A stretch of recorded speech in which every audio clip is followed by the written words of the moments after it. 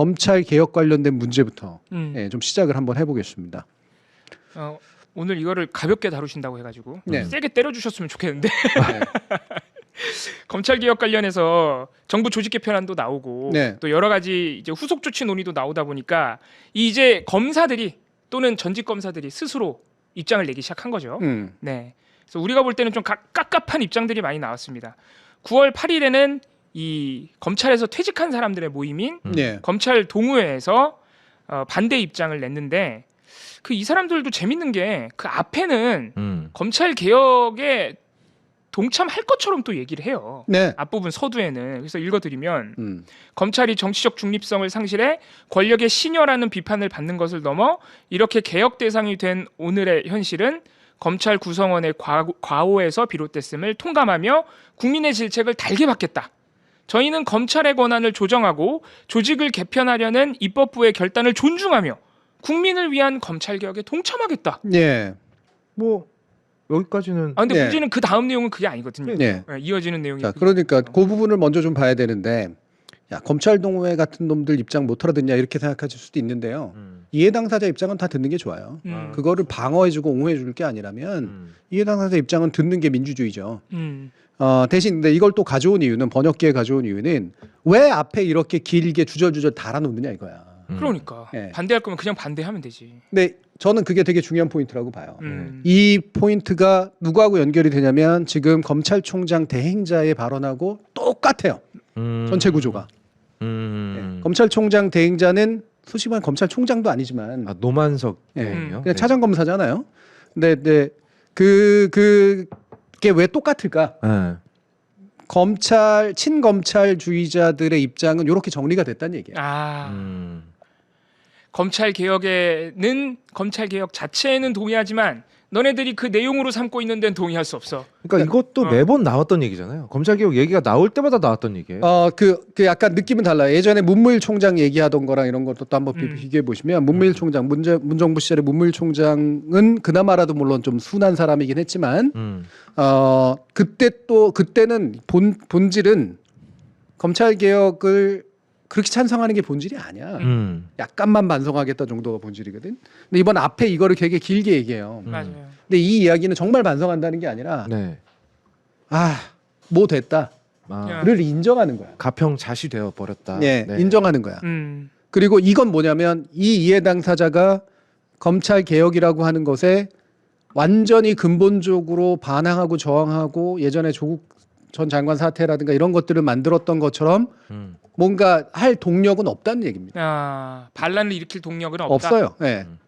그러니까 확실히 지금 문재인 정부 때랑은 이 검사들의 입장이 달라진 게 방금 읽어드린 검찰 동호회 입장에 보면 검찰의 권한 조정을 찬성한다고 얘기하고 있어요. 네. 근데 이거는 문재인 정부 검찰총장들을 포함해서 문재인 정부 때 검사들이 심지어는 검찰 개혁에 어느 정도 찬동하는 것처럼 보였던 검사들도 안 했던 얘기입니다. 네. 검찰 수사권 조정은 도저히 받아들일 수가 없다. 다른 건 괜찮은데 뭐 과거사를 사과한다든지 네. 재조사를 한다든지 이런 건 오케이인데 수사권 조정은 안 된다고 했었거든요. 네. 근데 지금 검찰 동호회는 어떻게 보면 굉장히 보수적인 사람들이거든요. 네. 여기 동호회장이 한상대라는 전 총장인데 그 양반 아니에요. 이 사람 윤석열 탄핵될 때 네. 그 체포 이런 거 막아달라고 문자 돌리고 뭐 이랬던 사람이에요. 맞아요. 네. 네. 저는 우리 거업님이 그새 말이 좀 이렇게 순해졌다 싶었어요. 왜요? 쌍놈이라고 하는 거. 사실 예전에 저였다면 그 베이비 아니에요. 말했을 거예요. 이 베이비 그 베이비 아니에요. 이런 쌍놈의 베이비 막 이랬어요. 솔직히 말하면 그렇죠. 예, 뭐 그 검찰 핵심에 있는 사람 아니에요. 그러니까요. 네. 그런데 권한 조정의 결정에 대해서 존중한다? 그리고 진심은 아닌 것 같지만. 아니죠. 네. 입법부의 결단을 존중한다. 이 부분이 되게 중요한 포인트예요. 네. 이거 우리가 어쩔 수 없는 부분이고 법 만들면 특히나 예전처럼 그 국회 의석이 적은 것도 아니라 원하면 다 통과시킬 수 있고 법사위 가지고 있고 본회의에 다 통과시킬 수 있는 권한을 가지고 있는 당신들이 하겠다는데 내가 어떻게 하겠냐. 그러니까 저는 그냥 입 바른 소리 하고 있네. 거짓말이네. 이렇게만 생각했는데 그 기저에는 뭐 이제는 끝났어. 우리가 반항할 수조차 없어. 이런 약간 자괴감이나 좀 포기하는 느낌이 있는 거네요. 그럼. 그렇죠. 네. 저항을 포기하는. 그러니까 조직적 저항을 할 수 있는 상태가 아니다라고 하는 게 나오고요. 그러니까 법은 만들어질 거다. 근데 그 법을 만들어지는데 정말 몇 가지라도 그대로는 안 됐으면 좋겠다. 아, 여기서 뭔가 틈이라도 만들어 보자. 여기에 훨씬 더 가깝다고 저는 해석을 해요. 최후의 발악에 가깝네요. 그럼. 네. 근데 이제 그 틈만 있으면 우리가 다시 그 틈을 비집고 살아날 수 있다라는 계산이 그렇죠. 깔려 네, 있는 네. 거잖아요. 어떻게든 틈을 만들려고 하는 절박함에 훨씬 더 가까운 거죠. 그러니까 그 틈을 비집고 살아났던 적이 몇 번 있었고. 있죠, 그럼요. 네. 네. 그래서 이거를 안심하면 안 돼요. 그럼요. 네. 대표적으로 한동훈이 그 등 한 글자 가지고 네. 결국 다 지네 거 다 찾아왔잖아요. 되게 중요한 포인트인 게 네. 그 다음에 얘기할 요 내용이 자기네들이 기사회생할 아, 어떤 여지를 남기기 위한 상당한 간계가 들어가 있어요. 요거 남겨주면 요거 가지고 되살아날 거야. 그렇죠. 네. 그게 뭔지 한번 보죠. 그러면은 이제 읽어드릴 이 내용만큼은 절대 받아주면 안 되겠는데요. 그렇죠. 아, 그럼요. 오히려 그건 거예요. 이것만은 받아주면 안 이걸 돼. 귀를 기울이면 안 되거든요. 오케이. 그게 뭔지 한번 살펴보겠습니다. 검찰 동호회가 이런 거를 요구했습니다. 성급한 개혁은 위헌 논란을 야기해 개혁의 동력을 상실하게 할 위험이 크다. 와, 되게 위해주는 척한다. 네. 이게 개혁을 바라는 사람들처럼 얘기하는. 야, 누가 보면은 아주 그냥 민주당이 쓴 줄 알겠어요. 그러니까. 네. 1948년 재헌헌법은 수많은 직위 중 유독 검찰총장을 국무회의 심의사항으로 명시했고 이 원칙은 70년이 넘는 헌정사 동안 굳건히 지켜져 왔다. 이는 검찰청과 그 책임자인 검찰총장이 단순한 행정조직이 아닌 헌법적 차원에서 그 독립성과 중립성을 보장받는 기관임을 명백히 한 것이다. 따라서 헌법이 인정한 기관의 명칭을 법률로 변경하는 것은 헌법 정신을 거스르는 일이며 법체계의 위계질서를 무너뜨리는 행위다. 이는 법률로 헌법상의 법원을 재판소로 바꾸거나 국무총리를 부통령으로 바꾸는 것과 다르지 않으며 이러한 일이 위헌임은 누구도 부인할 수 없다. 이렇게 얘기합니다. 네. 예, 중간에서 두루룩 하고 이제 막 논리의 비약이 막 네. 점프를 막 퀀텀 점프를 막 뜁니다. 특히 네. 법원 재판소 국무총리 부통령 비유는 점프가 좀 심하죠. 심하죠. 네. 네. 근데 얘들이 이거 점프라는 걸 모를 리가 없을 텐데. 일부러 하는 거죠. 네. 그러니까 다른 사람들이 법원은 이거 특히나 여기서는 걸릴 거라고 국무총리 부통령 못 바꾸지? 네. 그 그렇지 않아? 아. 네. 그러면 이거는 강하게 다가오거든. 직관적으로 다가오니까 역시 헌법에 규정돼 있는 명칭을 바꾸는 건 단순하지는 않구나. 라는 쪽으로 이제 마음이 살짝 열리게 만드는 일종의 책략이죠. 네. 근데 왜 뭐가 문제예요, 근데? 그런데 이 헌법상의 법원하고 국무총리를 명시한 거랑 네. 헌법 안에서 검사가 딱 한 번 등장하거든요. 영장 청구. 그 의미랑 완전히 다르죠. 그렇죠. 헌법상의 국무총리와 법원을 명시한 것은 아예 따로 조항이 있습니다. 네. 조항을 마련해서 얘네는 정말로 헌법 기관이야. 음. 그래서 그 내용도 상당히 구체적이에요. 그럼요. 법원은 누가 구성해야 되고 어떻게 구성해야 되고 네. 그 법률을 어떻게 만들어야 돼. 엄청 구체적입니다. 하지만 검사에 대해서는 또는 검찰총장에 대해서는 그런 내용이 하나도 없어요. 네. 그냥 약간 실무적 행정적으로 이 사람이 해야 돼. 이 일은 네. 오히려 그 일이 중요한 겁니다. 음. 예를 들어 뭐 영장 청구나. 그래서 그 검사는 말 그대로 이름만 적혀 있는 거지 헌법적으로 이 사람의 지위를 명시해 준 게 아니에요. 네. 네. 법원이랑 국무총리 완전히 다릅니다. 아예 네. 조항이 따로 있으니까. 음. 근데 마치 자기네들이 검사들이 야 우리는 헌법상에서 헌법이 규정해준 지위를 갖고 있어. 약간 요렇게 좀 뭐라 해야 되지? 비약? 비약하는 거죠. 왜곡을 좀 하는 거죠. 네. 그리고 심지어는 준사법기관이라는 개념을 자꾸 이런 데서 만들어내잖아요. 네. 근데 그 준을 붙이는 게 사실 헌법상에 아무 의미가 없으니까. 아무런 의미가 없죠. 예. 네, 주는 아무런 의미도 없는 거거든요. 행정기관이지 무슨 사법기관이야. 네. 그러면 예를 들면 사법경찰관이라는 표현 쓰는 거 있거든요. 예. 특사경이라 특사경. 해서 예. 특별사법금 더 특별하게 썼잖아. 아, 완전 특별하네. 네. 특사경 어디에 쓰는 건지 알아? 특별사법 경찰관? 네. 되게 막 와씨 있어 보이잖아요. 특별 그런 사람들 아니에요? 그 금감원에서 조사하는 사람들, 노동부에서 조사하는 사람들. 그렇지. 음. 심지어는 이재명 정부 시절 경기도지사 시절에 행정으로 그거 단속하고 막 그럴 때 네. 코로나 때. 네. 코로나 때 맞아요. 예. 그런 거예요. 네. 그게 강제 조사권을 가지고 있는 거는 사법 경찰만 가능하거든. 그러면 경찰이 사법 경찰이 있어요라고 이제 얘기할 수가 있는데 예. 행정부 아니에요 이렇게 하는데 여기서 말하는 사법이라고 하는 건 법에 근거해서 강제력을 발휘할 수 있는 무언가를 의미하는 거예요. 근데 그거는 헌법이나 뭐 이런 데서 있는 직위가 아니라 경찰관 중에도 행정경찰이 있고 사법경찰이 있거든. 우리가 말하는 흔히 형사라고 하는 게 사법경찰이야. 네, 체포할 수 있는 권한을 가지고 있고. 네. 그다음에 영장 같은 걸 가지고 뭔가 압수수색이라든가 이런 것도 할 수 있고 그런 거죠. 그래서 그런 그 형사 쪽이 사법경찰관이라고 이제 기능적으로 분리가 되고 일반적인 왜 파출소에 계시는 분들이나 순경이라고 부르는 분들은 행정경찰이라고 이제 보통 기능적으로 얘기를 하는 거예요. 그러면 이를테면 이제 이런 공무원들 중에는 이 사람들은 경찰관들도 아닌데 근데 특정 기능이나 목적에 대해서는 강제조사권이나 이런 것들을 가질 수 있게 보장해주는 어떤 루트가 있는 거지. 네. 그럼 특별사법경찰관은 엄청난 지위인가? 그러니까 오히려 기능일 뿐인 거지. 검사나 경찰에 비하면 권한도 적죠. 훨씬 적죠. 네. 네. 그것도 그리고 헌법상에 보면은 뭐 누구만 수사해라 이렇게 하는 게 아니고 네. 다 법률에 따라 그럼요. 그 권한을 지정하도록 해놨기 때문에 그래서 법률에 따라서 특별히 필요한 경우에 경찰과 비슷하게 해준다. 네. 이렇게 우리가 이해를 하면 되는. 지금 네. 보니까 4급에서 7급 공무원에게 부여하며 특별사법경찰리는 8급에서 9급으로 부여해서 네. 임무를 수행한다고 하네요. 네. 그러니까 한마디로 그냥 4급에서 7급 공무원이라는 얘기네. 직급으로 따지면 그런 거고. 네. 굳이 말하면 이제 공무원 중에 그 기능을 부여한 사람들 정도를 의미하는 네. 거지. 네. 그러니까 그 특별이라는 단어가 특별히 대단해가 아니라 아니죠. 특별히 너한테만 네. 너한테만 잠시 줄게. 잠시 주는 거야. 네. 아. 네. 그러니까 어떻게 보면 검사도 비슷해요. 네. 맞아. 그런 거야 그냥 특별하게 그냥 헌법에 써 있어서 더 특별해 보일 뿐이지 특별하게 행정부로부터 수사할 권한을 부여받은 거죠 그냥. 그렇죠. 네. 그러니까 법으로 부여받은 거죠. 네, 법률을 수사권은 통해서. 법률로 부여받은 네. 거고 말씀하신 것처럼 헌법상으로 검사에게 준 유일한 권리는 영장 청구권인 네. 거예요. 네. 그때 딱 한 번 등장해요 네. 헌법에.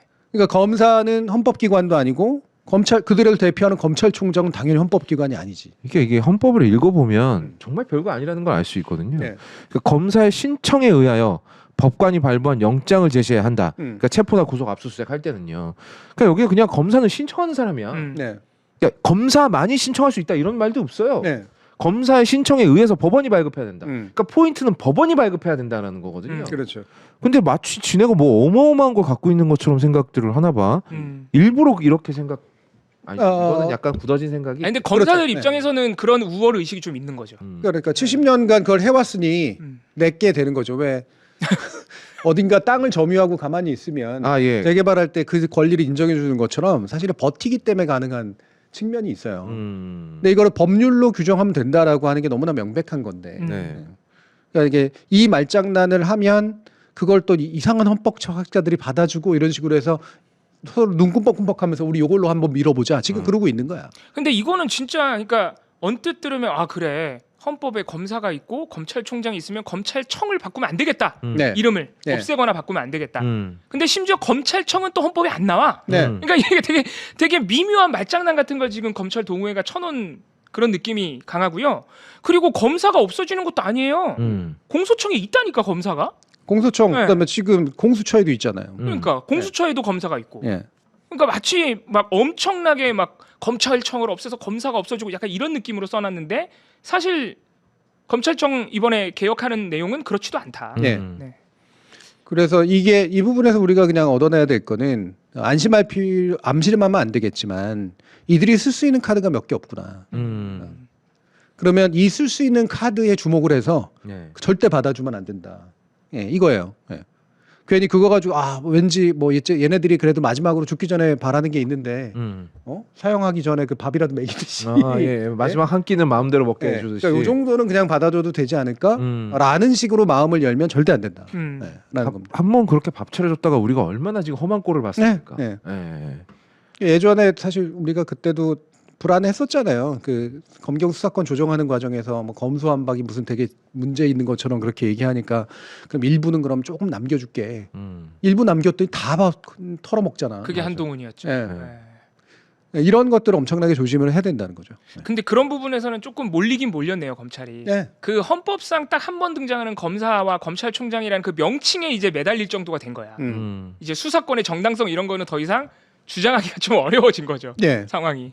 그렇습니다. 자, 그리고 이제 두 번째. 윤석열이 위헌전청 신청을 하겠다고 얘기한 긴 개소리가 있는데 이거 그냥 재미삼아 보면 됩니다. 야, 이거 넣어주실 거라고 생각 안 했는데 윤석열이 9월 8일에 내란 특검법 위헌 심판 제청을 지기현 판사한테 신청을 했습니다. 네. 많은 분들이 이것도 지기현 판사가 이것도 구속 취소 받아준 것처럼 받아주는 거 아니냐고 걱정하시는데 윤석열 측의 주장은 이렇습니다. 현행특검법은 입법부가 행정부의 고유 권한인 수사권에 직접 개입해서 특정 정당을 배제한 채 특검을 임명하고 수사 범위와 대상을 지정함으로써 권력 분립의 원칙을 근본적으로 훼손하고 있다. 입법부가 수사의 기준을 넘어 수사 자체에 개입하는 건 헌법이 정한 권력 분립의 원리에 정면으로 위배된다. 뭐야 이거? 그러니까 이게 너무 말도 안 되는 소리라면 뭔 소리야, 말문이 이게. 막혀요. 말문이. 예. 일단 첫 번째 지금 욕하고 있는 그 특검 본인이었다. 맞아. 윤석열이 그 똑같은 방식으로 임명됐던 특검이 물론 본인은 특검은 아니었지만 그 특검 팀의 일원이었다 윤석열이. 예. 특검팀으로 제일 출세한 사람 아닙니까? 그렇죠. 그러니까요. 자기 부정하고 있는 거죠. 예.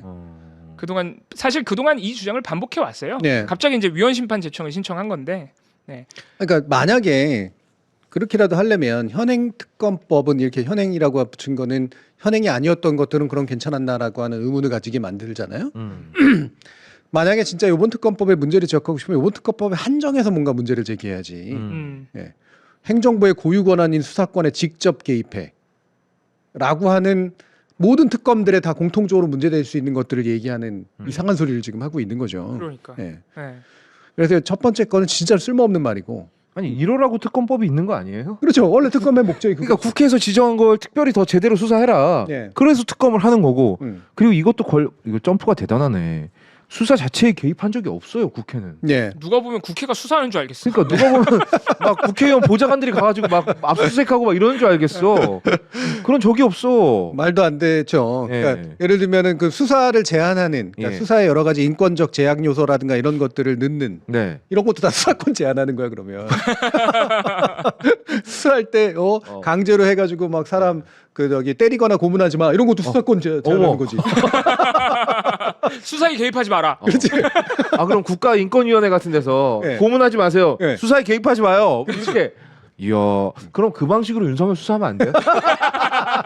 철저하게 독립해가지고. 그러면은 그 윤석열 정권 때 인권위원회가 윤석열 불구속 수사하라고 했는데 이 수사에 개입했네. 수사에 개입했네. 수사 개입했어. 그렇죠. 예. 안 되겠네. 다 때려 잡아야지. 자, 두 번째 그러면 특검의 네. 본질. 두 번째로 이런 얘기도 합니다. 특검의 본질 또한 심각하게 훼손하고 있다.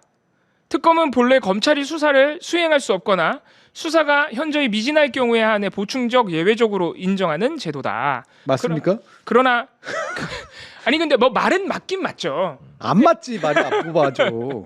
검찰이 수사를 수행할 수 없는 상황이 뭐겠어요? 그러네. 수행할 수 없는 상황은 없지. 그렇지. 수사권 빼서야 수행할 수 없지. 그러네. 저 말은 틀렸네. 검찰은 언제든지 원하면 네. 수사할 수 있어요. 근데 지네가 수사가 원하는 너무 거. 미진할 경우에 못 믿으니까 우리가 예. 독립적으로 수사를 맡기긴 하죠. 그렇지. 근데 저 앞에 말은 나도 모르게 뛰어넘었네. 나도 모르게. 검찰이 수사를 수행할 수 없거나는 당연히 말도 안 되는 소리고. 깜짝 놀랐네. 예. 검찰의 수사에 또는 수사 내지 기소 과정에 독립성이 필요하다고 판단할 때, 네. 그렇죠. 이게 핵심은 원래 특검이라고 하는 건 정치적 독립이 이제 되게 중요한 거잖아요. 네. 그래서 입법부가 법을 특별히 만들어 주는 거고.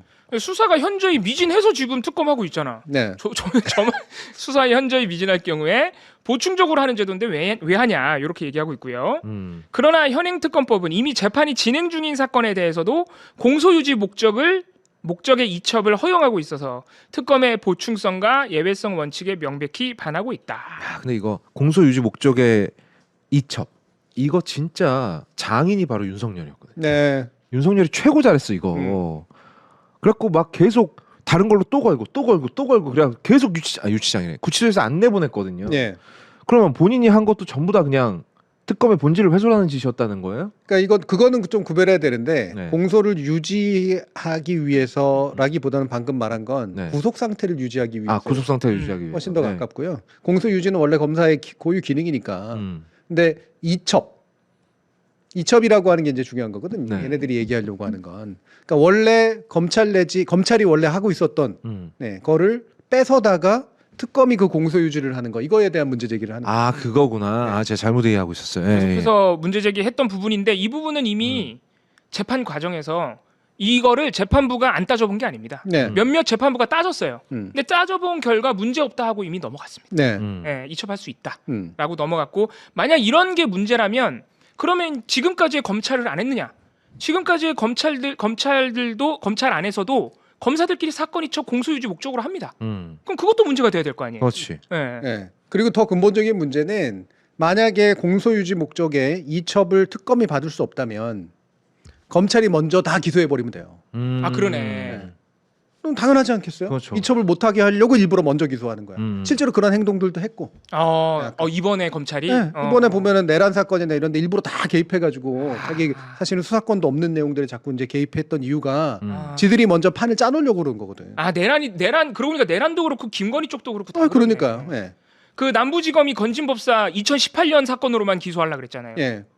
그래서 이제 특검이 좀 수사하더라도 제한하게 하려고 네. 제한되게 하려고 그렇죠. 그런 측면이 있네요 또. 예. 이게 그냥 윤석열이 괜히 쓰는 말은 아니야 하나하나가. 그러니까. 예. 예. 다 속내가 있습니다. 네. 그다음에 세 번째. 입법부가 행정권을 사실상 박탈하는 수준으로 권력 분립의 원칙을 파괴하는 조치다. 이게 이제 결국 결론으로 이제 간 거예요. 아니 입법부가 행정권을 언제 박탈했다는 얘기지? 이거 쿠데타 자기가 한 쿠데타 한 얘기 아니야? 이거 말도 안 되는 소리 하고 있네. 그래. 근데 내란 재판부 관련된 얘기가 내란 있어서. 재판부 얘기도 합니다. 그 내란 특검법이 위헌이라고 얘기하면서 특별재판부 얘기하는 얘기는 왜 하는지 모르겠는데 네. 내란 특별재판부는 사법부에 대한 노골적인 압박이다. 사법의 정치화를 초래할 뿐 아니라 헌법이 보장하는 법관에 의한 재판을 받을 권리를 심각하게 침해하는 것이다.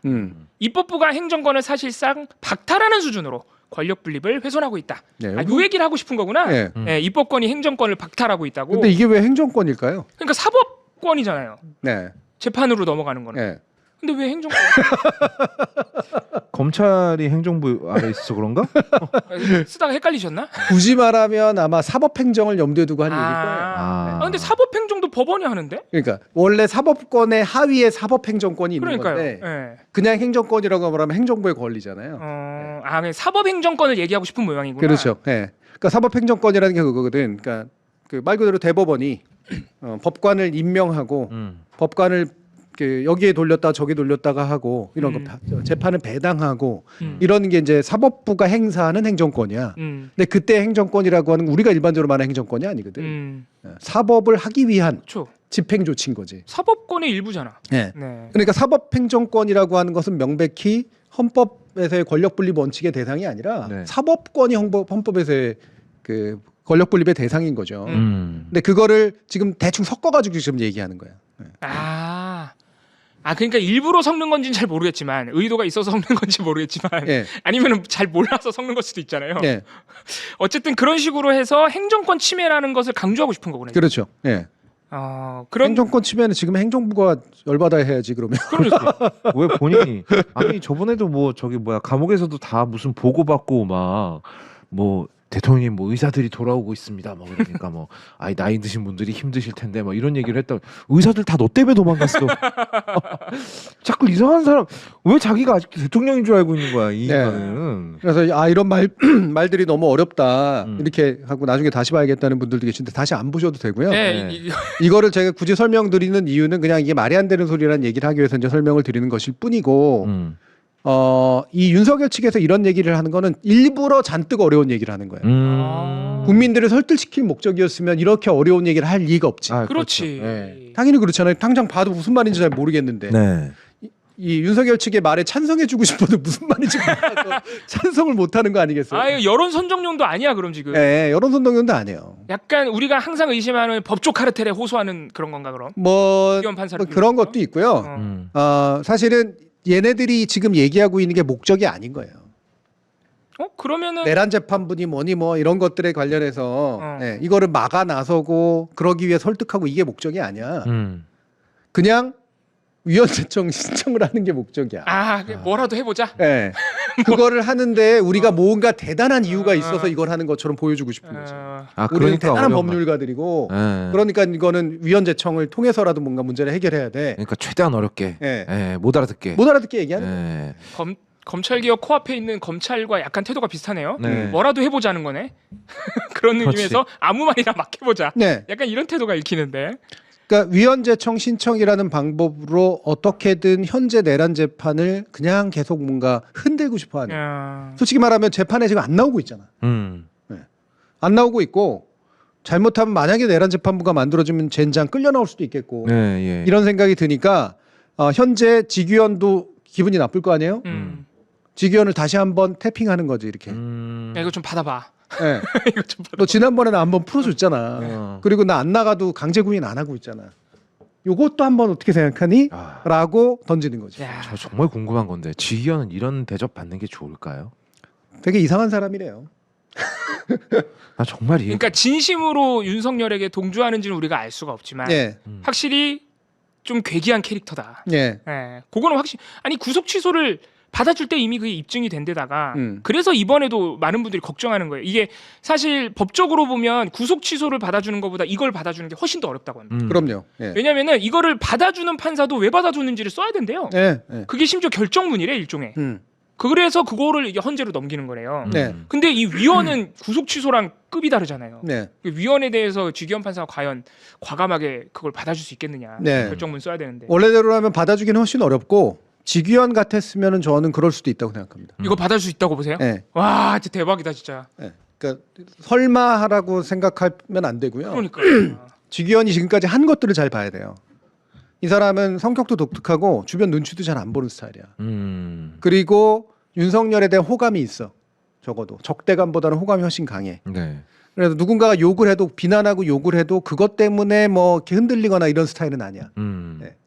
좋게 말하면은 우직한 거고 나쁘게 말하면 관심종자 쪽에 훨씬 가깝습니다. 그러니까 자기가 뭔가 특이한 일을 하는 것에 대한 부담이나 두려움이 없는 아, 사람. 오히려 그걸 좀 좋아하는구나. 네. 그래서 참 판사로서는 특이하게 룸도 가고 그러시는. 아직 의혹 별로 그걸로 단계지만. 타격도 안 입었대요. 그러니까. 주변 사람들 얘기 들어보면. 네. 네. 나는 원래 그런 놈이니까. 뭐야 도대체. 진짜 대단한 사람이다. 이거 받아주면 어떻게 해요라고 걱정하시는 분들이 있는데 받아주면 일단 재판은 중단은 되는데 네.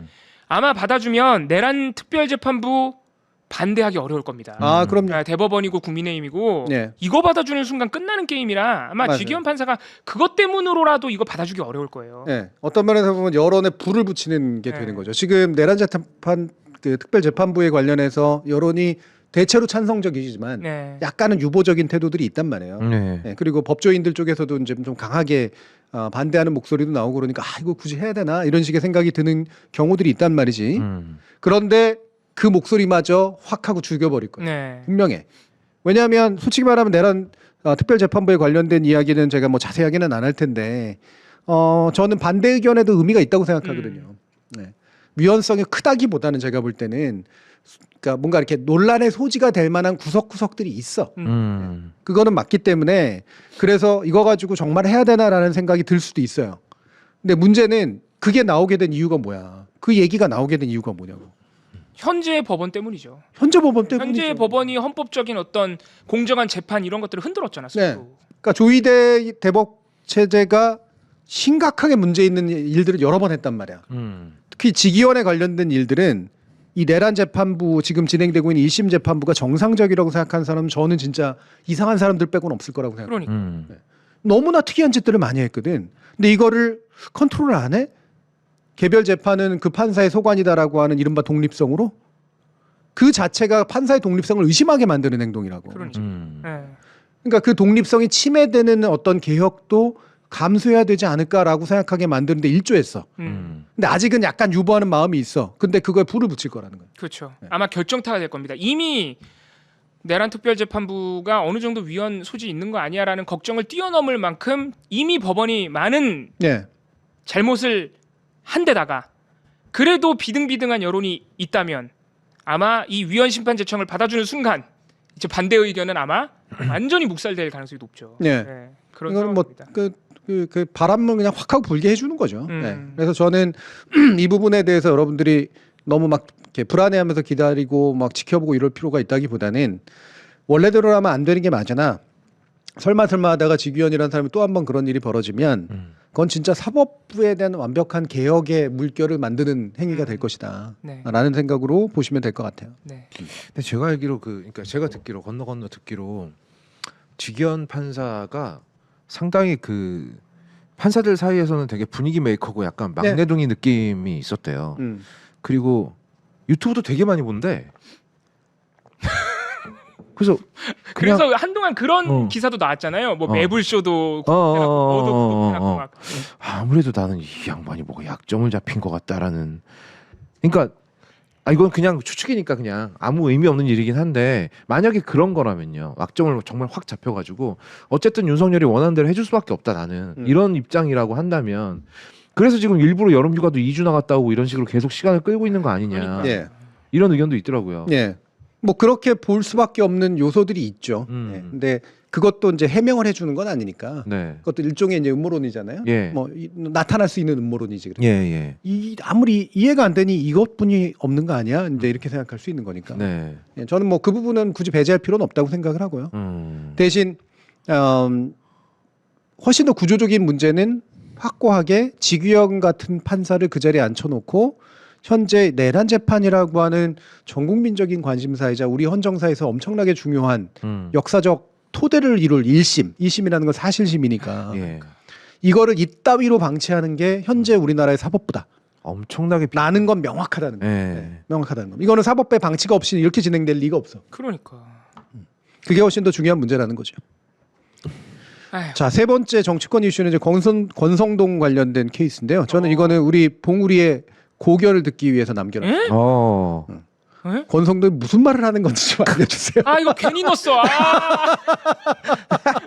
괜히 넣었어. 권성동 의원이 뭐라 길게 써. 이거는 굳이 말하면 되게 정성스러운 개소리잖아요. 네. 그럼 그 정성에 대해서는 얘기를 해줘야지. 나 이제 개소리라는 느낌만 있어가지고. 이게 왜냐면 이재명 대통령이 뭐라고 한마디 했어요. 페북에다가. 그랬더니 약간 긁혔어 지금. 네. 긁혀가지고 막 올린 건데 일단 읽어드릴 테니까 우리 시청자 여러분들이 잘 해석해 보시기 바랍니다. 당정협의회에서 논의한 것은 경제 살리기 대책이 아니라 정적 죽이기 대책이었던 것 같다. 여기 이제 대통령 보고 하는 얘기입니다. 네.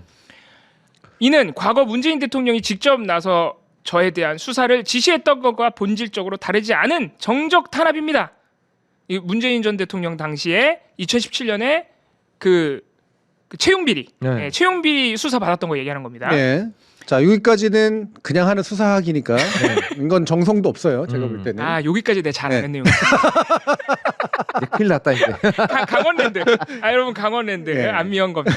예. 예. 근데 그 다음에 나오는 내용들이 네. 본질적이지만 동시에 어떠냐면 아까 나왔던 거하고 되게 유사한 전략인데 어려운 얘기를 너무 많이. 디테일하고 어려운 이야기를 많이 함으로써 뭔가를 얻고자 하는 게 있거든. 네. 그게 뭐냐는 거지 이제 한번 봅시다. 자, 이렇게 얘기합니다. 야당 탄압에도 넘지 말아야 할 선이 있다. 바로 국익과 국가 간 외교 관계이다. 대외경제협력기금은 단순한 차관이 아니라 개발도상국과의 신뢰를 쌓고 대한민국의 외교적 위상을 높이는 전략적 자산이다. 따라서 기금 신청국의 요청을 가능한 한 존중하는 것이 마땅하다. 우리도 과거 성장기에 A 사업을 위해 차관을 요청했는데 정작 B 사업을 하라고 강요받았다면 과연 받아들일 수 있겠는가? 더욱이 필리핀에 빌려준 돈은 결국 필리핀이 갚아야 하는 유상 차관이다. 이번에 대통령이 지적한 사업은 정식 명칭이 PBBM 농촌 모듈형 교량 사업으로 필리핀 대통령의 이름까지 붙여진 최고 핵심 국책 사업이다. 농촌 접근성을 개선하고 누가 보면 필리핀 정치인인 줄 알겠어. 아주 그냥. 농촌 접근성을 개선하고 되게 PBBM이 원문이거든요. 프레지던트 봉봉. 마르코스 봉봉이 실제로 필리핀 대통령. 필리핀의 대통령을 웃기려고 이제 뭐 웃음거리로 삼으려고 한 건 아니지만. 예. 우리 해시 라이브에서는 이건 특별하죠. 네, 그럼요. PBBM 저도 좋아합니다. 그 농촌에 다리 좀 지어줘요. 봉봉다리라고 해가지고. 예. 아무튼 농촌과 봉과 봉우리까지 다 환상적으로 필리핀까지. 예. 필리핀까지 다 한 묶음으로 엮입니다. 필리핀 봉봉. 나는 처음 알았어요. 필리핀에 봉봉이라는 이름이 있구나.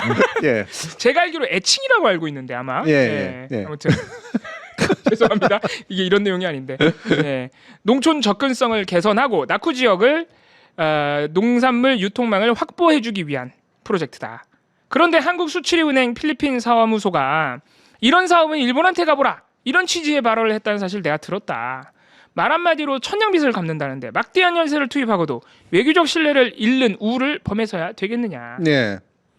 자, 근데 이게 반박이 돼요 지금? 안 되죠. 네. 근데 뭔 얘기를 하고 있는 거예요? 네. 그러니까 이게 원래 제기된 의혹은 네. 우리나라 기재부와 수출입은행이 3번에 걸쳐서 이거는 사업을 하기 어렵다. 일단 신뢰성도 떨어지고 사업 현장이 너무 많아서 관리도 안 되고 이게 무려 7천억이나 달라는데 이거 어렵다. 심지어는 우리 기업들 아무도 안 한다. 신청을 2번이나 받았는데 신청하는 기업이 없어요. 요래 가지고 안 한 거를 권성동 의원이 3번 결정하니까 3번마다 가서 압박을 넣습니다. 기재부 공무원에게도 압박을 넣고 심지어 최상목 총리죠? 장관, 최상목 기재부 장관한테도 전화하고. 네, 부총리 때. 네. 그리고 마지막에는 결국에 안 되니까 막 수출입은행 직원까지 불러다가 예. 일종의 협박을 하거든요. 너네 이거 안 된다고 하면서 필리핀한테 외교 결례 범해 때문에 이거 문제된다 이런 식으로 압력을 가했어요. 그래서 심지어는 이게 됩니다. 하도 압력을 가하니까 이게 필리핀 이 농촌에 다리 지어주는 사업이 돼요. 차관을 1,000억으로 확 줄여가지고 타당성 조사부터 하기로 합니다. 네. 근데 이게 작년 말이라 가지고 내란이 터지는 바람에 흐지부지 됐어요. 네. 그래서 왜 지금 이 권성동 의원이 이재명 대통령을 욕하냐면 이재명 대통령이 그저께 요거 한겨레 기사를 보고 바로 취소를 한 거야. 네. 왜냐면 그게 아직도 결정이 된 채로 유지가 돼 있었던 거예요. 그래서 이거 타당성 조사하지 마라고 곧바로 지시를 내려가지고 사업이 취소됐거든요. 네. 그래서 이재명 대통령이 요거를 올리면서 한겨레 참 보도 잘했다. 잘못하면 혈세 낭비할 뻔했다. 네. 이랬더니 갑자기 권성동 의원이 이거 나를 죽이는 거다. 아니 권성동 의원을 죽이겠다는 얘기가 아니라 아니 이건 사업을 철회한 거야. 비합리적인 거 안 하겠다는 거잖아. 이게 자기랑 무슨 상관이 있어? 근데 아무래도 이 보도 자체가 권성동 의원의 외압 때문에 안 내는 사업을 억지로 했다라는 기사다 보니까 이게 이재명이 날 죽이려 한다 이렇게 받아들인 것 같아요. 네. 네. 받아들이려 한 거라기보다는 받아들이게 하고 싶은 거죠. 지금 자기 얘기하면서 자기가 정작 잡혀가야 될 건에 대해서 한마디도 얘기를 안 합니다. 그렇죠. 아까 말씀드린 그런 원래 의혹, 외압 의혹, 3번에 네. 걸친 외압에 대해서는 단 한마디도 안 하고 그 사업이 얼마나 훌륭한 사업인지 얘기하고 있어요. 그리고 아니 구속 지금 저기 당하기 직전인데 네. 그거 가지고 설명을 하고 차라리 한학자한테 왜 찾아가서 저랬는지 설명하라니까. 그걸 얘기를 해야지. 그게 훨씬 더 중요한 문제잖아요. 그거 설명했어요. 네. 로마에 가서는 로마의 법을 따라야 된다. 뭐 강아지가 통일교회 가서는 통일교 총재한테 절하는 게 법이다. 네. 지금 우리가 절한 거 갖고 뭐라고 해요? 아니 그리고 그 1억은 어떻게 된 건데 그래서 네. 받은 쪽에서는 이미 사진까지 찍어놨더만. 그 짜장면 먹으러 가서 짜장면만 먹고 왔다. 그건 안 받았다. 이런 아이고, 입장이죠. 그러셨어요. 그러니까 이것도 솔직히 말하면 자기가 할 말이 없는 거야. 솔직히 지금까지 드러난 것들에 의해서 네. 지가 생각해도 그렇죠. 체포동기가 통과될 것 같고 네. 지난번에 한번 겨우 피했는데 네. 이번에는 거의 쫄딱 잡혀갈 것 같다라는 생각이 드는 거지. 그런데 마침 딴 얘기로 이재명 대통령이 자기를 직접 겨냥한 듯한 행동이 나왔어. 그런 심리가 작동했구나. 그러니까 정치 탄압. 야, 요거 걸고 올라가야겠다 이렇게 된 거지. 특검 수사는 피할 수가 없고 막 변명도 잘 생각 안 나는데 네. 마침 이재명 대통령이 나를 언급했네. 그렇지. 전혀 상관없는 건인데 나를 정적 죽이기를 하고 있다라고 여론전을 할 수 있는 그 건으로 이용을 한 거구나. 네. 이게. 야, 뭐 엄청나게 왜 이렇게 요만큼만 이렇게 살짝 이렇게 찔려도 와! 막 이러는 거하고 되게 유사한 그 행동이. 헐리우드 액션이네요. 네. 예, 이게 툭 했는데 으악 뒤로 무너지면서 뭐 얼굴 막 부딪혀가지고 이빨 깨고 그렇지. 막 이러는. 예. 네. 나는 이거를 왜 이렇게 자세히 길게 썼나 했더니 그게 그럼 이 사람이 약간 기분이 좋았네. 네. 이재명 대통령이 자기를 언급하니까. 그렇지. 네. 울고 싶은데 뺨 때려줬다 이거지. 그러니까 특검 수사도 마치 이재명이 정적 죽이기로 한다는 느낌처럼 그런 느낌으로 지금 만들고 싶은 거구나. 네. 특검 수사도. 그렇죠. 이 얄팍한 사람이네 아주 네. 그냥. 그러니까 정성스러운 개소리라고 제가 얘기를 하는 거예요. 제가 이제 개소리 얘기를 했더니 또 어떤 분이 제가 또 그런 말을 하는 게 처음 봤다 그러시는데 저 여러 번 했습니다. 이게 좀 학술적인 용어라고 제가 학술 용어. 강조하면서 네. 했는데 교수님 흥분하시면 아주 간혹이지만 욕도 합니다. 아주 간혹. 아주 간혹입니다. 네. 예, 그런 얘기 잘 미친놈 없어요. 요런 정도로 하십니다 가끔 예. 가다가. 우리가 이준석 부류라든가 이런 권성동 부류라든가 이런 사람들이 할 때 뭔가 디테일해지면 의심해야 돼요. 예. 그거는 특히나 잘 모르는 경우들이 거의 대부분이에요. 이 부분에 있어서 사실 오히려 이렇게 설명 듣고 나면 저 같은 경우에는 압박을 한 거는 사실은 문제지만 예를 들면 그 의원들이 국회의원들이 자기가 중요하다고 생각하는 것들에 대해서는 협조를 요청하는 것도 어떤 언론에서는 압박이라고 얘기할 수도 있거든. 그렇지. 그러니까 저는 이 부분은 되게 이른바 그레이 에이라고 생각을 해요. 권성동이 정말 의원으로서 한 일을 한 거냐, 아니면 뭐가 딴 게 있어서 한 거냐. 오히려 딴 게 있어서 했나라는 생각을 불러일으켜. 솔직히 말하면 이 사람이 이런데 이렇게까지 잘나서 주는 사람이 아니거든. 아 절대 아니죠. 이 사람 스타일 자체가. 이 사람은 오로지 이거. 네. 예. 그런데 예. 필리핀 때문에 이렇게까지 나서줬다고. 에이 말도 안 돼. 이 말도 안 동기에는 뭔가 숨겨진 게 있다라고 우리는 생각할 수밖에 없는 거야. 네. 이 사람 스타일상. 그러니까 아니 언제부터 자기가 약소국에 대해서 이렇게 관심이 그러니까, 많았다고. 그리고 이 사람 원래 뭐 예를 들어서 이런 약소국 차관을 위한 기재부나 뭐 외교위나 이런 데 사람도 아니에요. 네, 원래 네. 항상 법사위만 했던 사람이야. 그렇지. 맞아. 근데 갑자기 막 이런 일을 하니까 이상하지. 아 어떻게 보면은 여러 가지 심리가 있네요. 음. 요 긴 글을 쓴 데에는 네. 그 변명도 안 되고. 네. 그래서 그걸 물고선 음. 그냥 난리 치려고 하는 계기가 된 거기도 하고 동시에 숨기고 싶은 게 있는 거야.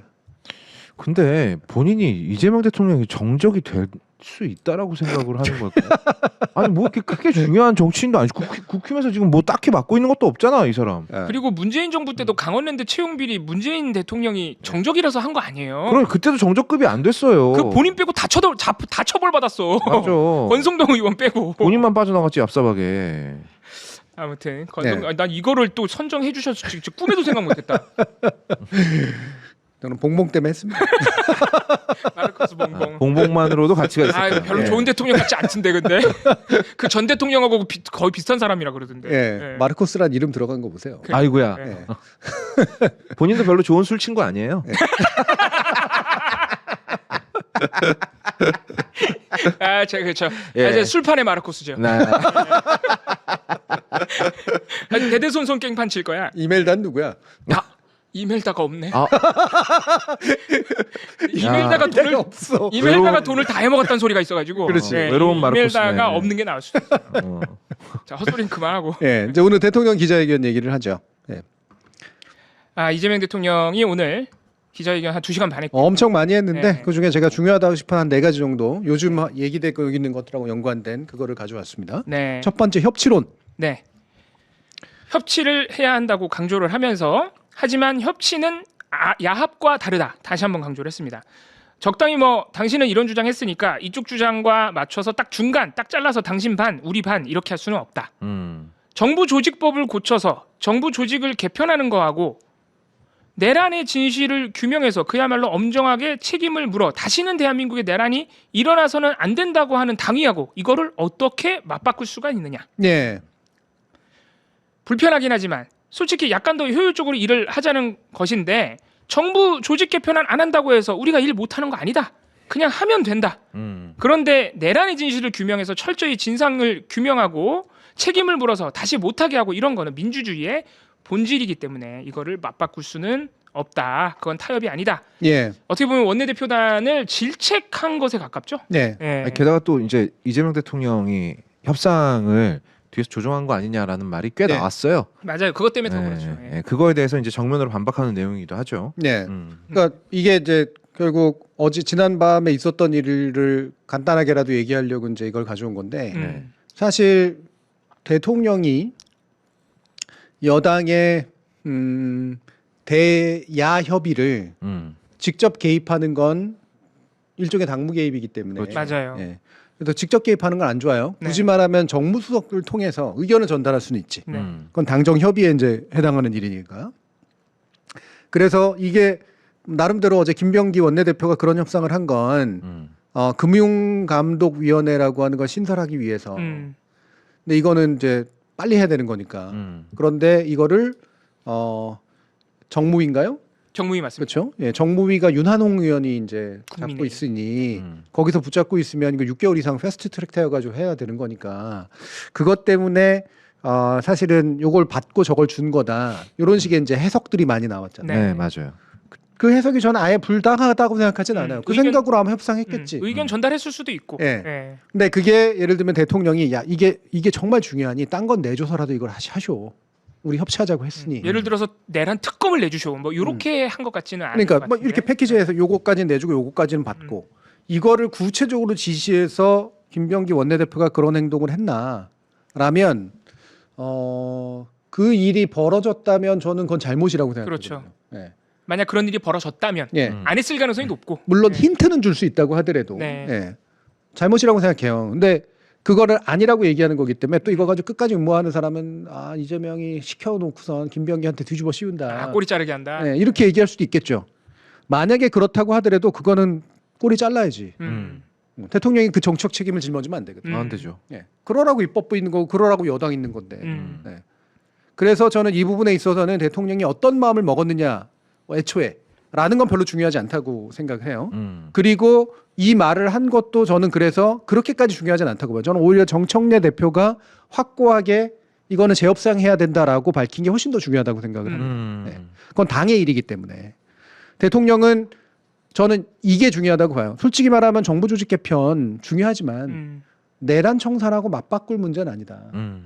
저는 이 부분은 해명을 해야 된다고 보거든요. 네. 혹시라도 그렇게 의심할 수 있으니까 우리 입장은 그게 아니다라고 어쨌든 공식적으로 밝혀준 거. 이 부분은 대단히 중요하다고 봅니다. 왜냐하면 많은 분들이 굉장히 헷갈려하는 게 바로 이 부분이었었거든요. 대통령의 입장. 그렇죠. 대통령을 도와줘야 되나? 이것까지 양보해서 이런 생각을 하신 분들도 있을 거란 말이에요.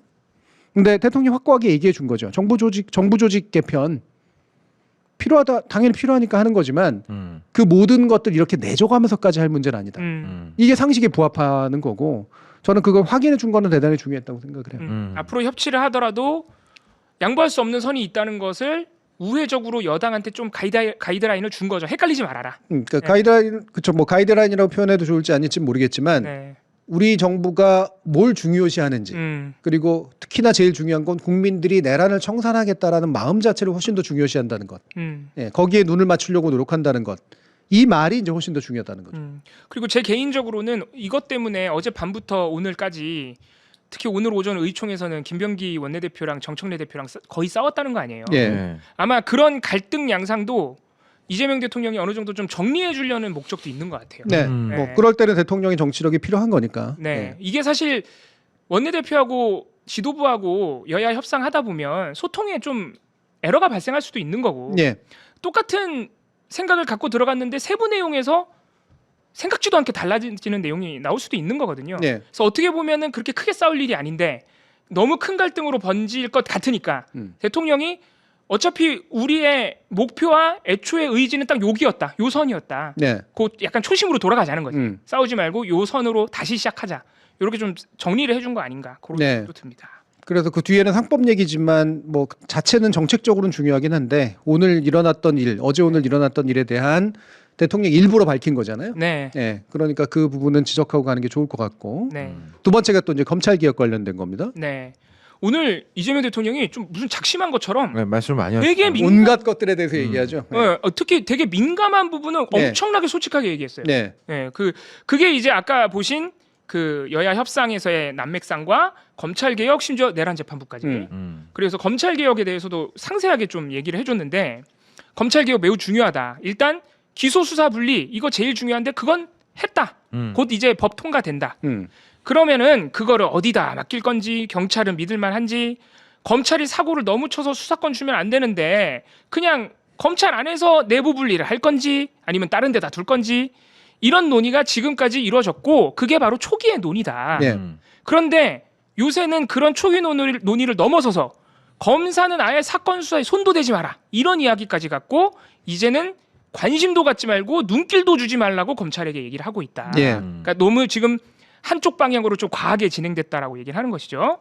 그래서 딱 여기까지 수사 기소 분리하고 행안부에 보내서 법무부 안에서 다시 합쳐질 가능성은 우리가 차단하기로 정치적 결정을 이미 마쳤으니 그걸 구체적으로 수사가 부실해지지 않도록 죄 지은 사람이 처벌받지 않고 방치되지 않도록 치밀한 장치를 이제부터 마련을 해야 된다. 여기서부터는 감정을 최대한 배제하고 논리적으로 검토를 해야 하기 때문에 그 논의는 정부가 주도를 하겠다. 네. 그 과정에서 검찰, 경찰, 피해자, 여야 의견 다 듣자는 것이고 논쟁을 통해서 1년간 문제를 하나하나 제거해 나가자. 네. 그리고 결정적으로 이 보안 수사권 얘기 아주 구체적인 얘기까지 해줍니다. 보안 수사권에 대해서 구더기 싫다고 장독을 없애면 안 된다. 요렇게까지 비유를 했습니다. 네. 예. 구더기 싫다고 장독을 없애면 안 되는 게 보안 수사가 어떻게 연결돼요? 이게 보안 수사권 얘기하다가 얘기한 건데. 뭐야? 아니, 진짜요. 거짓말 안 해요. 아 그래 맞는데. 거짓말 안 그러니까 왜 어떻게 어떻게 연결되는 거냐고 그래서. 아니, 그러니까 검찰이 그동안 보안 수사권 명목으로 이재명 대통령이 얘기한 건 아니고 그동안 논의된 양상이 오늘 이재명 대통령이 너무 과하게 진행됐다. 검찰한테 막 눈길도 주지 말라, 관심도 두지 마 이렇게 얘기했다고 비유하는 내용이 그런 거잖아요. 검찰이 그동안 사고 너무 많이 치지 않았느냐 수사권으로. 특히 보안 수사권 명목으로 너무 많은 사고를 치고 정치적으로 왜곡하고 했으니 그거를 차단하는 것은 맞는데 그것을 차단하기 위해서 아예 보안 수사권 논의 자체를 못하게 하면 안 된다. 네, 이런 취지로 얘기를 한 것입니다. 네, 그게 이제 이봉호 활동가가 그런 뉘앙스로 지금 분석을 한 거고 저는 약간 살짝 다른 뉘앙스로 분석을 하거든요. 그러니까 보안 수사에 눈길도 주지 말란다, 손도 대지 말고 관심도 갖지 말라고 한다라는 게 부정적인 뉘앙스로 이제 약간 너무 심하게까지 갔다로 읽히잖아요. 물론 말은 센 말이기 때문에 심하게 간 부분도 있다라고 생각하는데 저는 오히려 이제 이재명 대통령 평소 스타일로 보면 어떠냐면 검찰 개혁에 관련해서 큰 그림 정도를 가지고 있지 세부적으로 이런 방안이 옳고 저런 방안이 옳다라고 자기가 다 디테일하게 생각하고 작심하고 있는 사람이 아니야. 아 맞아요. 그건 초기부터 계속 그랬어요. 네. 그렇습니다. 네. 네. 그거는 되도록이면 논의에 맡기고 제일 좋은 방안 가져오면 정책 결단이 필요하면 내가 하겠다. 여기에 훨씬 가까워요. 그래서 그 디테일한 방안에 대해서 이재명 대통령이 어떤 생각을 가지고 있냐에 대해서 궁금해할 필요는 전 별로 없다고 생각해요. 그럼 이 얘기 왜 한 거냐? 자기는 벌어지고 있는 데서 사람들이 뭐를 제일 중시하는지를 중시하겠다. 근데 이렇게까지 얘기가 나오고 있다는 얘기는 거기서 그러니까 검찰에 대해서는 절대로 눈길도 주지 말라고 얘기하는 게 가장 강한 감정이라고 보는 거지. 그러면 이 감정은 정치적으로 수용해야 돼. 네. 그러나 그게 예를 들면 디테일한 방법론을 결정하는 데 있어서 하나까지 끝까지 다 들어갈 필요는 없어. 그거는 뭐냐면 보안 수사권이라고 하는 것으로 지금 논란이 돼서 문제지. 핵심은 그거잖아요. 제대로 된 수사가 안 이루어지면 어떡하지? 그렇죠. 그렇죠? 예. 기소에 적합하지 않은 수사를 가지고 오면 어떡하지? 또는 반대로 검찰이 이제 경찰이나 이런 이제 뭐 여러 가지 것들을 이제 함께 이 수사 영역에서 이제 만약에 한다고 했을 때 수사가 종결이 안 되고 막 지지부진이 이어지는 경우도 수사 지연 문제. 네. 네. 굉장히 많단 말이에요. 네. 그러니까 이 수사에 관련해서는 이제는 저쪽에 주기로 했으니 이 수사가 제대로 진행될 수 있도록 하도록 만들기 위해서는 되게 다양한 방법이 있을 수 있다. 그 방법으로 눈을 돌리자 이 얘기야. 네. 그러니까 이재명 대통령이 얘기하는 장독은 제가 어떻게 보면은 약간 오해할 수 있게 말씀을 드렸는데 장독이라 함은 보안 수사권이 아니죠. 그렇죠. 이재명 네. 대통령이 말하는 장독은 보안 수사권도 좋다. 근데 보안 수사권의 본질적 목적이 뭐였느냐? 수사 지연 문제를 해결하고 집중되는 행안부 밑에 수사기관이 많이 두게 되는데 집중되는 수사권을 어떻게 견제할 것인지 수사권을 견제해서 수사 지연 문제도 해결하고 부당한 수사, 뭐 사건을 묻어버린다든지 M1 사람을 감옥에 보낸다든지 이런 것을 안 일어나게 하기 위한 목적으로 논의하고 있었는데 그 중에 하나가 지금 보안 수사권이 문제가 되고 있는데 네. 그렇다더라도 본질 장독은 바로 그런 부당한 수사가 안 일어나게 하는 방안이었지 않느냐. 예. 그 장독은 지키면서 논의를 해라. 그렇죠. 이렇게 우리가 이해를 그러니까 해야겠죠. 장독이나 장은 지킬 것, 네. 반드시 있어야 될 것에 대한 비유고 구더기는 검찰. 이건 너무 명확해. 구더기는 그러면은- 검찰이야. 그렇지. 그러면은 그 구더기가 원하는 게 보안 수사권이니까 보안 수사권 안 되겠는데? 안 되지. 그건 안 돼. 물론 이재명 대통령이 그렇게 얘기했다는 게 아닙니다. 예. 그러니까 보안 수사권이 문제가 아니라 보안 수사를 통해서 표현됐던 본질이 뭐냐. 그렇죠. 이 부분에 대해서 네. 집중을 해야 된다는 얘기고 그게 이제 아까 지금까지 얘기한 그 본질. 수사 문제가 대충 처리되지 않도록 하기 위한 수많은 방법들. 네. 이거 고민하자 이거죠. 그래서 그 이재명 대통령의 화법에서 보면 굉장히 디테일하게 얘기하지만 그 디테일이 마치 하나하나 지시하는 것처럼 느껴질 때가 많은데 저는 제가 지금까지 지켜보면 그런 스타일이 아니야 오히려. 그렇죠. 너무 솔직해서 그래요. 네, 오히려. 솔직해서 그런 네, 거지. 솔직해서 이것저것 다 얘기하고 싶고 자기 생각이 있으니까 얘기하는 것일 뿐이지 전체적으로 보면 여론이 어디 있나. 네, 사람들이 가장 중요하게 생각하는 부분은 무엇인가. 그걸 위해서 내가 뭘 해야 되나. 여기에 제일 관심이 많은 사람이에요. 그리고 자기가 많이 고민한 게 있어. 예를 들면 검찰 쪽은 내가 아니라 그랬잖아요. 근데 예를 들면 자기가 정말 많이 해봤고 많이 고민한 거는 그 방법론을 가지고 얘기를 해요. 네. 이 두 가지 스타일을 구분을 해야 돼.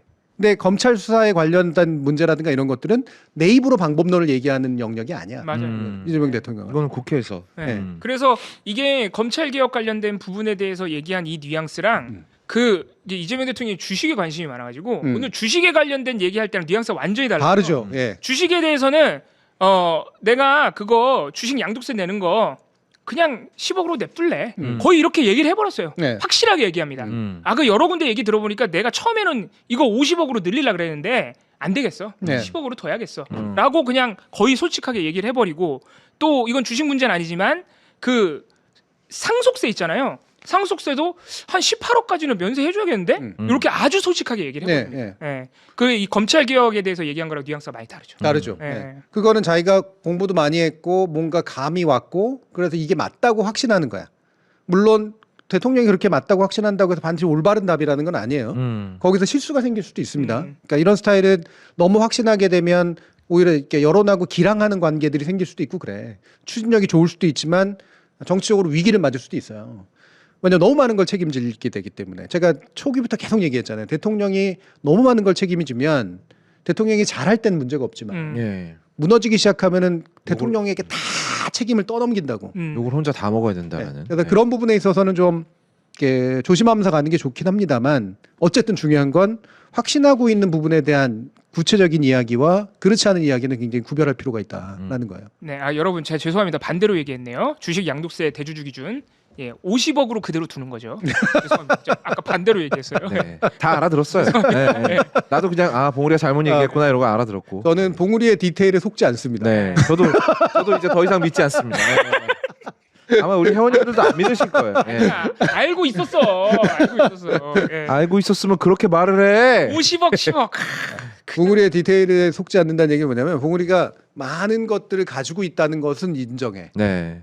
그래서 여기저기서 잘 꺼내. 잘 꺼내죠. 누구보다도 잘 꺼내. 근데 꺼내서 거꾸로 줘요. 그게 문제예요. 간혹가다 내 꺼내놓고 뭔지 몰라. 이게 뭐더라?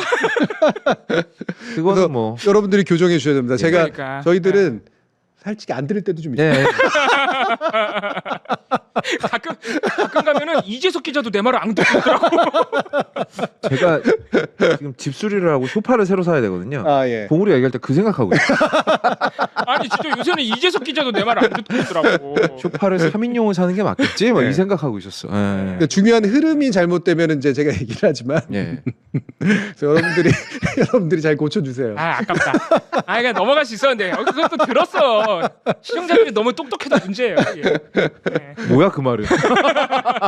시청자들 멍청했으면 좋겠다는 얘기야? 너무 똑똑해서 문제. 뉴스 좀 그만 보세요. 넘어가시죠. 자, 그다음에 그다음에 허위 보도 문제.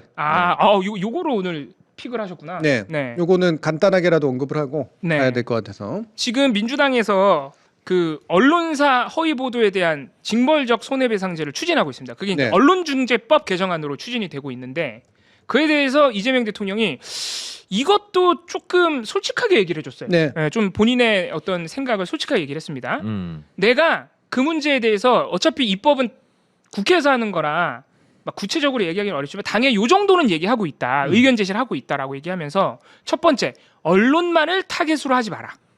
안 그랬으면 좋겠다. 언론 탄압이라고 주장할 근거를 만들어주지 말아라. 그냥 누구든 돈을 벌거나 누군가를 해코지하거나 이럴 목적으로 악의를 가지고 그러니까 되게 보면 되게 대충 쳤더라고. 그래서 대부분 고쳤는데 저거를 못 고쳤네. 제가 대충 친 게 아니고 빠르게 쳐가지고 빠르게 빠르게 치더라고. 쳐가지고 빠르게 되게 빠르게 친 느낌 막 나. 네. 네, 빠르게 대충 친 것 같더라고요. 네. 오타가 겁나 많았어요. 대충 치지 않았어요. 네. 예. 여기 근데 아기가 붙으니까 너무 말이 이상하다. 아기를 가지면 안 되죠. 예. 여기를 가지고는 뭐 그러니까 죄송합니다. 예. 이렇게 됐지 이게. 예. 누구든지 돈을 벌거나 누군가를 해코지할 목적으로 악의를 가지고 일부러 가짜 정보를 만들어내거나 아니면 조작을 하거나 이러면 그거는 배상을 해야 된다. 언론이라고 특정하지 말자. 그러나 배상에 있어서는 그러니까 언론의 그 언론중재법을 건드리지 말고 다른 법으로 좀 모든 그런 언론 저 허위 정보를 만드는 모든 주체에 대해서 네. 규제할 수 있도록 했으면 좋겠다. 네. 이렇게 얘기를 했습니다. 그렇죠. 두 번째는 일부러 그런 거하고 실수한 건 다르다. 저는 이거를 되게 중요하다고 봤는데 중대한 과실이든 말든 일부러 그런 게 아니면 중대한 과실이라고 징벌 배상하면 안 된다. 아주 나쁜 목적으로 악의를 여긴 또 똑바로 썼네. 아주 나쁜 목적으로 악의를 가진 사례는 이것도 엄격하게. 틀렸었는데 고쳤었어요. 아 그래요? 네. 근데 이때는 악의가 아니었었어. 그것도 딴 거였어. 아 기억 이거였었어. 흩어져 있어가지고 그거는 모았어. 아 죄송합니다. 근데 뭐 제대로 모여져 있는 건 내가 못 봤네. 아 죄송합니다. 오타가 많아지고. 예. 악의를 가진 사례는 엄격하게 배상액은 아주 크게 하자. 네. 그러니까 규제 범위는 최대한 좁히되 명확하게 여기에 들여다보면 배상은 아주 명확하게 엄격하게 해가지고 고의로 나쁜 의도를 가지고 일부러 그러는 거는 못하게 해야 된다. 그리고 형사처벌보다는 돈을 물어서 하는 것이 훨씬 더 효과적이다. 네. 네. 이거를 제가 또 가져온 이유가 언젠가는 이제 아마 저희가 얘기를 해야 되는 상황들이 올 거라서 예, 나중에 매부쇼에서도 와달라 그러기도 하고 그러는데 아직은 고민 중이에요. 시간도 없기도 하고. 근데 저는 이재명 대통령이 한 이 이야기가 지금까지 나온 얘기 중에 제일 낫다고 생각해요. 여당에서 나온 거 포함해서. 네. 솔직히 말하면 그러니까 민주당에서 나온 안보다 저는 이 방향이 훨씬 맞다고. 네. 그래서 저는 이재명 대통령이 이 문제를 본질을 잘 파악하고 있구나라고 생각해요. 네. 그리고 솔직하게 얘기했지만 방법론은 너무 구체적으로 얘기하지 않아서 전 다행이라고 그렇죠. 생각하고요. 네. 원칙을 얘기한 거예요. 첫 번째, 보편적인 원칙을 도입해야 된다. 예. 언론만 대상으로 해서 언론 등록된 사람들 중에 뭐 어쩌고 저쩌고 이렇게 따지면 안 되고 이제는 언론이든 아니든 솔직히 말하면 수많은 플랫폼이나 매체를 이용해 가지고 얼마나 나쁜 짓들을 할 수가 있겠어요? 그러니까 언론을 특정하면은 굳이 언론 자유를 위배한다는 얘기도 듣고. 네. 그러니까 언론중재법. 왜냐하면 언론이라는 게 언론중재법에만 규정돼 있거든요. 네. 그래서 자꾸 언론중재법을 손대는 거라고. 근데 그게 아니라 이제는 그냥 일반적인 커뮤니케이션을 규제하는 법률이 돼야 된다고 저는 생각해요. 예. 이건 처음 만들어 보는 법률이기 때문에 쉽지는 않을 거지만 그래도 명예훼손법률이나 이런 것들은 사실 다 일반법이거든요. 그 언론만 명예훼손하면 언론만 처벌하고 일반 처벌 안 하는 게 아니죠. 그렇죠. 네. 처벌되죠. 출판물에 의했을 때가 더 큰 문제니까 그게 더 강할 뿐인 거지. 더 보편적인 법률이 돼야 된다. 예. 언론만을 대상으로 굳이 얘기하거나 이럴 필요 없다. 언론도 걸리고 일반인도 다 걸리면 된다. 두 번째, 실수가 중요한 거냐, 그러니까 즉 실수의 중대성이 중요하냐, 아니면 의도성이 중요하냐. 예. 우리는 실수의 중대성만 주로 많이 따져요. 근데 이건 정말 아무런 악의도 없이 일어나는 실수일 경우들도 많아. 네. 근데 그거를 따지잖아요. 우리는 왜냐하면 거기서 더 많이 열받으니까. 네. 그런데 그거는 실수로 그런 거를 그렇게까지 처벌하면 안 되거든. 네. 대신 뭐냐면 중과실에서 이제 표현돼야 될 것 중에 뭐냐면 이건 충분히 과실을 이해하거나 인정하거나 이러면서 진행을 했을 수도 있는데 이렇게 놔뒀다라고 하는 건 악의의 바탕을 두지 않았을까라고 짐작하게 만들 때가 있어요. 예. 자기들은 변명하지만 겉으로는 그냥 실수라고 그러지만 야 이건 그냥 실수일 수가 없는데 라고 생각될 경우가 있어요. 그래서 그 악의의 문제를 훨씬 더 중요하게 생각을 해야 돼. 그런데 지금 옥황상님도 얘기했지만 사람의 마음을 알 수가 없다. 이 부분이 악의의 입증이 어려워요. 맞아요. 네. 굉장히 어렵습니다. 그래서 이게 한계가 있긴 있어. 예. 검사가 이걸 다루거나 경찰관이 다루면 강제 수사를 할 수 있기 때문에 막 전화 뒤지고 막 이래가지고 할 수 있거든요. 다른 정황을 좀 확보를 예. 해요. 예. 그래서 그 악의를 입증합니다. 예. 그런데 세 번째 민사로 가는 게 맞다고 보는데 이 민사로 가면 이 악의를 입증하는 게 어려워요. 예. 왜냐하면 둘이서 이렇게 싸우는데 그렇죠. 우리 그 일반 당사자들끼리 거업이 미워서 거업을 죽여버리려고 막 이렇게 해시TV에서 이런 얘기를 했는지 거업이 입증을 해야 돼, 이 사람이 입증해야 돼. 그러니까 예. 그거는 고소한 사람이 입증해야죠. 지금 현행상으로는 그렇지 않나요? 기본적으로 네. 고소한 사람이 입증하는 지금은 거죠. 현행상으로 입증 책임이라는 게 고소한 사람이 네. 저 사람이 저래가지고 이렇게 나한테 피해를 입힌 거야. 네. 라고 해야 되는 거거든요. 맞아요. 예. 근데 형사적으로 들어가면 둘 다를 이제 보긴 하지만. 네. 근데 민사로 가게 되면 난 불편을 느꼈어. 내가 특히 피해를 입었어. 그 피해를 입증하는 것을 저 사람을 대상으로 해야 돼요. 쉽지 않아. 네. 그렇죠. 이건 너무 어려운 문제. 일반인이 해야 되는 거야. 그러니까 쉽게 말해서 굉장히 어렵습니다. 수사기관이 하는 게 아니라. 예. 네. 그래서 예를 들면 언론에 대해서 만약에 그걸 취재한다 그러면 언론이 취재한 거 다 내놓게 해야 되거든. 강제력이 없는데 그걸 어떻게 내놓게 하겠죠. 그렇죠. 우리는 취재원 보호해야 된다 어쩐다 하면서도 안 내놓겠지. 그죠? 그래서 이 세 가지가 다 맞는데 즉 보편적이어야 되고 악의를 중심으로 해야 되고 민사로 배상하는 것 문제를 중심으로 해야 된다. 그리고 그 배상은 악의가 있을 경우에는 징벌적이어야 된다. 이게 징벌적 손배제의 핵심 원칙들을 아주 잘 요약한 거예요. 근데 핵심이 이제 악의를 그러면 어떻게 입증해? 그러니까요. 그것도 쉽지 않은 문제죠. 이게 쉽지 않은 문제고 네. 그래서 이제 지금 여당의 법안 중에는 뭐냐면 언론이 연계돼 있을 때 언론이 입증하라. 내가 악의가 없었다는 걸 입증하라. 네. 그 뭐 입증 책임의 전환이라 그래가지고. 네. 내 이것저것 보여주면서 나는 이걸 악의로 한 게 아니라 그냥 실수로 한 거야. 이런 걸 그럼 니들이 입증해. 이렇게 한 거예요. 그게 지금 언론이 난리치고 있는 것들의 되게 중요한 부분이거든요. 네. 근데 이거는 여당이 왜 그런 것들을 했는지는 이해가 가. 네. 왜냐하면 일반인이 그걸 입증하기가 어려우니까. 그러나 동시에 또 뭐냐면 원래는 대원 측에는 어긋나요. 네. 이거는 너 진짜 악의 없었다고 네가 입증해라고 하게 되면 모든 걸 대답해야 되거든. 또 이게. 근데 이 부분은 쉽지 않아. 그래서 이 악의를 입증하지 않는 데 있어서 민사적으로 이걸 어떻게 처리할 것인가. 퀘스천 마크가 붙습니다. 되게 어려워요. 문제군요, 여전히. 왜냐하면 지금까지 우리 인류가 걸어온 길 중에 이 길을 아직까지 제대로 걸어본 적이 없거든. 네.